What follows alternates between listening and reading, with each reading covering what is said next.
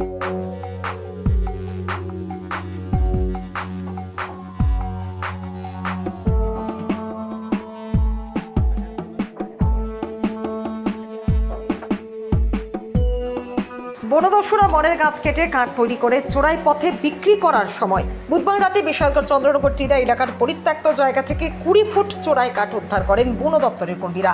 বনকর্মীদের আসার আগাম খবর পেয়ে বনদস্যুরা ঘটনাস্থল থেকে গাড়ি নিয়ে পালিয়ে যায়।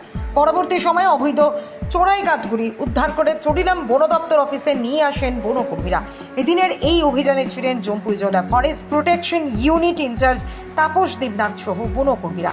এ বিষয়ে বিস্তারিত জানান চড়িলাম বন দপ্তর অফিসের জেএফপিইউ ইনচার্জ তাপস দেবনাথ।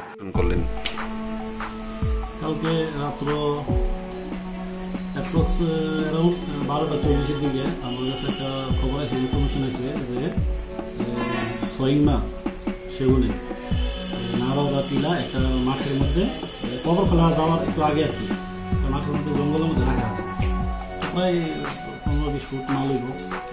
তো আমরা এদিকে উদ্ধার করে সিজ করে নিয়েছি।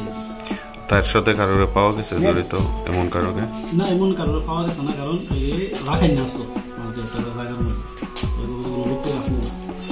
বাজার মূল্য কেমন হবে মালটা? 15-20 ফুট 150,000 টাকা ধরে দেবো। এখন কই আছে মালগুলো? মালগুলো আমরা ফরেস্ট রেঞ্জ অফিসে হ্যান্ড ওভার করে দিচ্ছি। চড়িলাম রেঞ্জ। আপনি কি দায়িত্বে আছেন অফিস? আমি একটু জম্পুই জেলাতে আছি। নাম? তাপস দেবনাথ।